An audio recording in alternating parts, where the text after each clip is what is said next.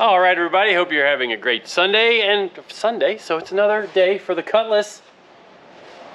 There's Ricky. Sunday.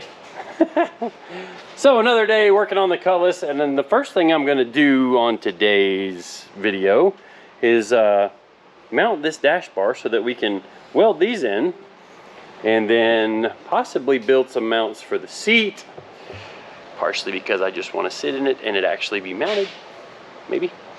But then I will also be able to work on the funny car cage bars that will be in here, or do the rear hoop, or finish the top. Oh, there's a lot to do. But let's go ahead and get started on it, and just keep moving forward on getting this thing ready for Sick Week 2025. Fingers crossed. Here we go.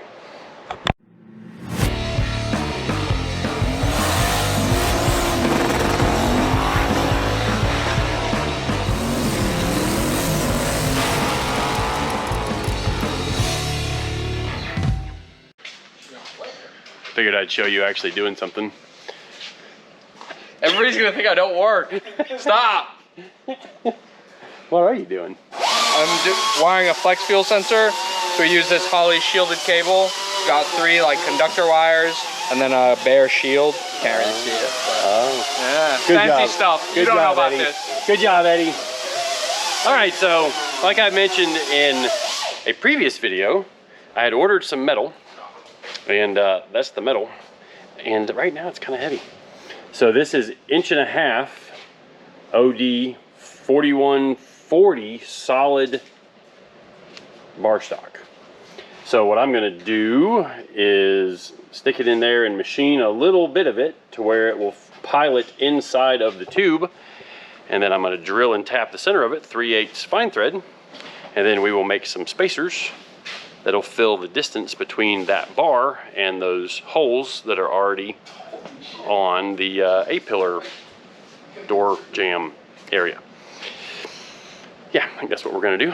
So might just do a time lapse here and actually do the voiceover deal on the time lapse, because there's going to be some tweaking. I know I'm gonna have to shorten those bars. I say no, I think I'm gonna have to shorten those bars that are beneath that dash bar. And then we'll see about making it all fit so I can weld it all together. But I'm gonna stop talking. I'm actually gonna get to work, because as you guys can probably tell, this is actually happening during normal business hours, because Friday morning I leave and head to Charlotte to go hang out with Drew. We're gonna hang out with Clay Milliken at the Carolina Nationals, I think they're calling it. That might not be the right name. I should probably look that up, and maybe I'll put a picture of the logo for the NHRA Top Fuel Race right here. Yeah, it's there. You see it? It's right down there. Speaking of right down there, see down in the corner, there's that little subscribe button. If you wouldn't mind hitting that, giving us a subscribe, helps us out. Just like if you need some KSR merch, that really helps us out, because it brings us back in a little bit of income to help me justify being able to work on my car during normal business hours. But some of you guys were wanting to see more of this car, the Hawaii Chevy 2 Nova. Chevy 2.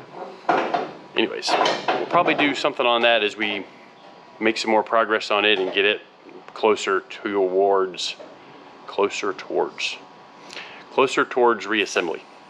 They're back there doing something important. Making noise. Ricky's pretending to work, it looked like. Pretending we work.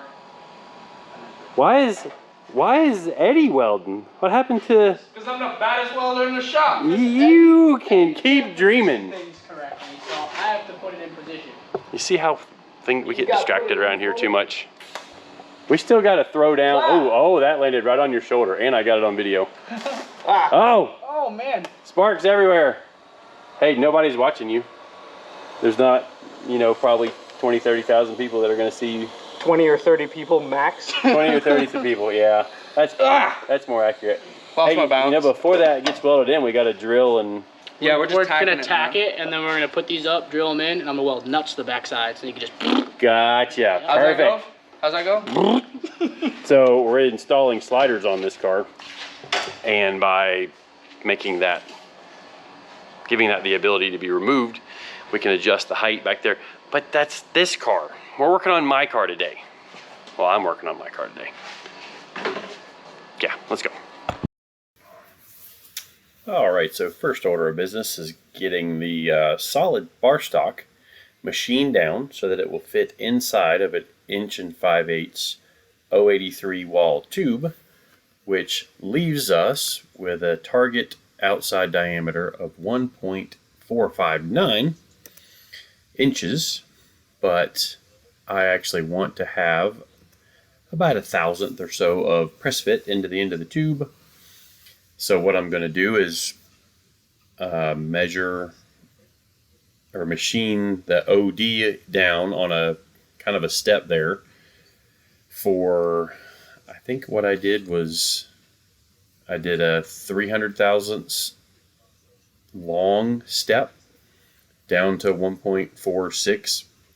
So that way I had 300,000ths inside of the tube, at least for our first machining operation there. And then I'm going to take the piece over to the cold saw here, and I'm going to cut that step off plus another 125,000, so another 1/8 of an inch. And my target is the total piece that I'm machining here is going to be 400,000ths of an inch thick. So that way it's got 300,000ths piloted into the tube. It gets welded, and then it's got a nice 100,000th step edge for me to weld the 083 wall tubing to. So those are kind of matched up with each other as far as thickness goes, and it gives me plenty of room to machine off 25,000ths to get it perfectly flush and square on the front edge. That's going to be like the outside edge of the tube, or I guess the outside edge of the cap that we'll be able to see here in a minute when I show you it in the end of the tube. But then it comes to drilling and tapping, and you'll notice that at the end here I actually put the tap into the drill head. That's what's going on right here. And then I kind of push it up and I leave the drill head loose, and I thread the piece on by hand. Like I say I'm threading the piece on by hand. I'm moving the lathe head with my hand and letting the tap just draw itself in. That way I know my hole is perfectly straight.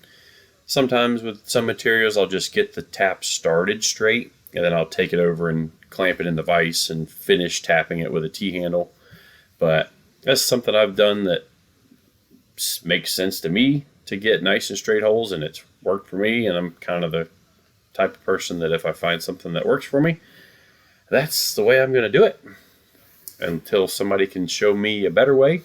But if I'm left to my own devices, I'm going to kind of figure out a way to do things myself and make all that work. So the next step is obviously welding it into the tube itself, and I check the threads with the bolts just to make sure that the bolts will thread into the little caps. Tap the caps into the dash bar tube with a dead blow hammer. Get everything nice and flush and straight, and then somewhere in here I'm going to actually run back over and start welding it all together. So once I get all of this done, and what I'm going to do here that may not show up too well in the time lapse, but I tap these in, I tack weld them, and then I measure the total length. There we go, with the tape measure. And then now I'm going to go measure the total length of the spread in the car that I need to fill, like between those two pieces on the A-pillar. I'm going to do a little math in the cell phone here, figure out just how thick I need to make the spacers that go between the dash bar and the door frame. And then we're going to go dig out some aluminum out of our aluminum stash for machining parts.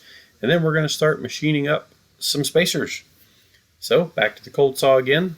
I think I used some 1-inch solid bar stock of aluminum, measured off, whatever dimension I needed, plus probably 100 thousandths just in case the cold saw didn't cut it straight. I probably didn't even do it that thick. I probably did it plus about 25 thousandths because the cold saw does cut really, really straight. And my idea was to leave it where it's just a little bit undersized, like 20, 30 thousandths of an inch or so, just so it goes in easy. Maybe it pulls the dash, or it pulls the door frame in 15 thousandths aside, and no real big deal. But I end up getting the first spacer dead on minus 5 thousandths, match the other side to it dead on minus 5 thousandths, and then get the hole drilled through the middle of it. It's oversized a couple of sizes over the 3/8 hole for the bolt that we're using, and take it over to the car for a test fit here in a second, and it fits absolutely perfect.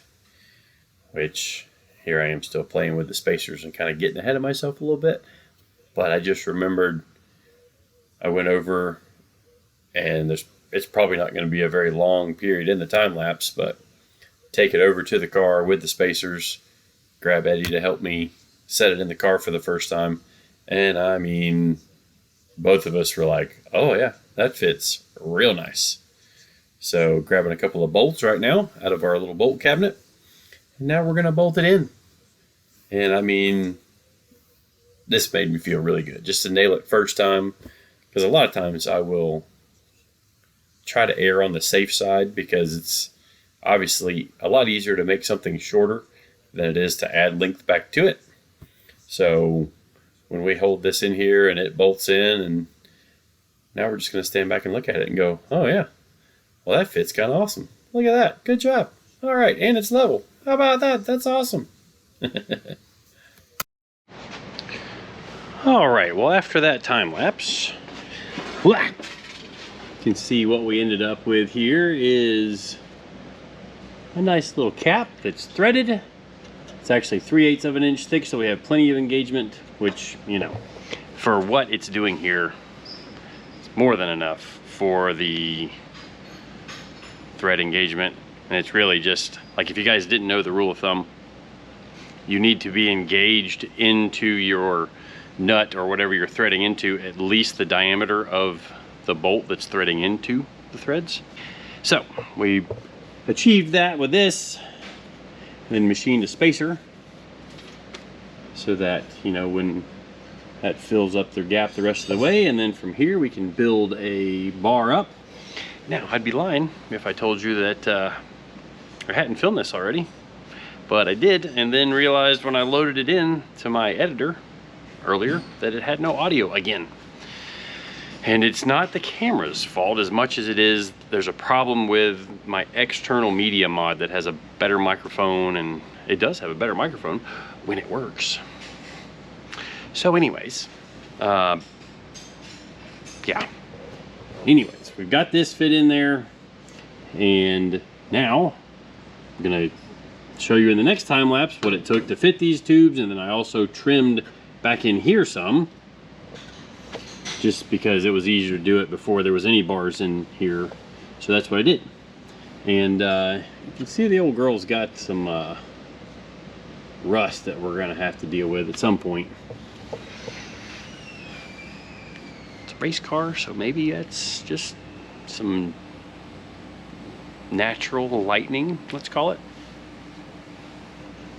But I prefer not to have holes in my car.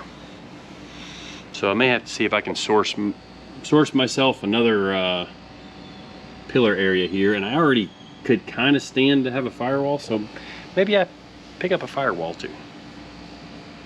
It's getting to the point where there's not a whole lot of the body left, just the factory sheet metal, roof quarters, front fenders, taillights, headlights, header panel. It's still the car I took to high school though. That's my story, and I'm sticking to it. Anyways, let's show you that other time lapse and then get back to this and wrap up the video. Alright, so first things first, we got to take the bar back out, take it over to the bench, fully weld the caps into the bar. And it's a really nice weld, just welding thick, thick caps to the end of a nice chromoly tube that's all clean and everything. And once we do that, we'll take it back over and bolt it in. And I'm on the phone with somebody right here. Not sure who I'm on the phone with there because I don't remember. But pulled the seat out so it wouldn't be in the way of me getting in here and moving, sitting around. And I decided to go ahead and do some grinding on the A-pillar there. I had gone in and plasma cut out some stuff, and it was kind of some rough edges. And just in case I don't use the door jamb areas, like maybe I source some from a less rusty car than what mine was, I decided to go ahead and smooth them up a little bit right now. And I know what we're doing right here. We're actually ordering lunch. I had an app on my phone to order from Bento. We all got us some sushi, and I kind of like that place because it's quick and pretty good food. But we pre-order it through the app on my phone, and then so one of us goes and picks it up. But back to the grinding on this thing, and I eventually do go ahead and get some sleeves on because just the grinding sends sparks everywhere, and you end up with them all over your arm, and end up with red spots all over your arm from where the hot sparks are hitting it. So anything I can do to protect my personal safety, and I have my Raycons in there, which you can't really see, but they really work well as far as keeping the loud grinding noises out away from protecting my ears. Really, really worked well. So that's typically what I wear a lot of times now when I'm grinding instead of like earmuffs. And I'm sure there's some earmuffs out there that will get the job done. But for me, for whatever reason, maybe this happens to you guys too, when I wear earmuffs and I've got safety glasses or my magnifying glasses on, I end up getting a headache if I've got them on for too long of a period, just because I guess the headphones pinch the glasses on my on the side of my head, and it ends up giving me a headache. So the Raycons kind of help fix all that, and it makes it to where I don't end up with a headache after I'm working with ear protection on. So a quick sweep under the floor right there, just because I like to have a somewhat clean area to work on. And you may notice that the body moves up and down a little bit as I'm bringing the tube notches down, because the bar is bolted to the body. And then as I wedge this upright that I'm working on, as I wedge it into its spot, it ends up lifting the body up just a little bit, but I'm trimming that down and trimming it down until it doesn't do that. And we end up with both sides of the bar in place. And then now I'm getting ready to start welding it all in, and I'm going to tack weld it in the car. And then I decide, once I tack weld it, that I'm going to take the bar out and take it over to the bench and weld it on the bench, because it's a lot easier to more easily wrap the weld over on the bench. The only problem that creates is by welding this end of the bar that I'm welding right now and leaving that upper end unsupported, it actually draws the tips of those bars closer together, and now it doesn't fit into the spot where I wanted it wedged out right against the outer frame of the car. So I end up going and breaking out the porta power, and I'm gonna squeeze it back out like it's probably like 1/4 of an inch. But when you're trying to fit it really, really tight down in somewhere, and you already had it pre-fit one place, sometimes that 1/4 of an inch makes a big difference. So I get all that situated, start welding it into the car, and not too long after I start fully welding the stuff in, the camera battery dies and I don't hear it. So you don't get the full experience of me welding all of this in. But that's how it goes sometimes. All right, well, after that time lapse where we notched the bars and then tack welded them in, took them to the bench and welded it, you kind of see just my process in putting all that together and cutting out that, you know, the metal back in here. And there's a good chance I try and do something with firewall there, I think. Seems like that might be a smart thing to do.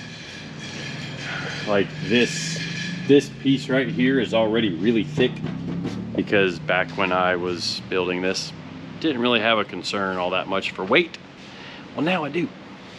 So that may help me lose a few more pounds if we can lighten the firewall there a little bit. But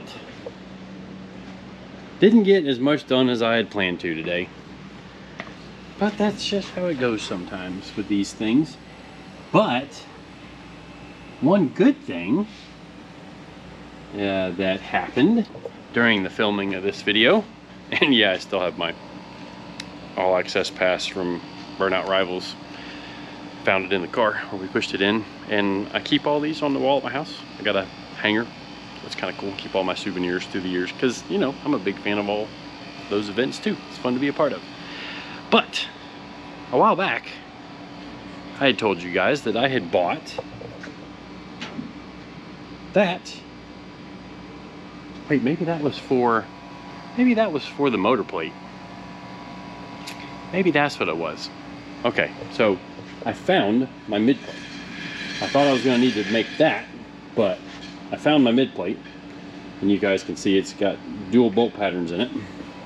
So Chevrolet is these two, and this one, and Oldsmobile, Buick, Pontiac, Cadillac, these two, and these up here. So I don't have to make that now. And if we do ever decide to change to a more conventional engine later down the road, it's just as simple as making a new mount for the front and making a new front motor plate and bolting all of the, you know, making a new hot side, all that stuff if we were ever to change engine platforms. But if you guys don't know, I have a small block Oldsmobile tucked over there in the corner for this thing. Not putting an LS in it, not putting a big block Chevrolet in it, not yet. And, you know, eventually, maybe that'll be what happens. But to begin with, we're not doing all that. We are going with a genuine Oldsmobile power plant. And still haven't got the oil pan on it. Need to clean it up now, and it's my pre-oil filter right there, because it's got a, this is the oil pump pickup, and there's an external oil pump. It's belt driven, kind of like a dry sump, except it's only one stage instead of a multi-stage like a dry sump is. But we'll get into all that at another point in time. Right now I'm actually driving back from North Carolina, so hopefully we'll have something to show you guys from that trip, maybe on Monday, Tuesday, somewhere along that time frame. We'll see. But got lots of stuff going on here in the shop. Obviously we'll have another video for you on Val and Steve Morris's Camaro. It's been a long day. Appreciate all you guys watching and subscribing. See you guys next time.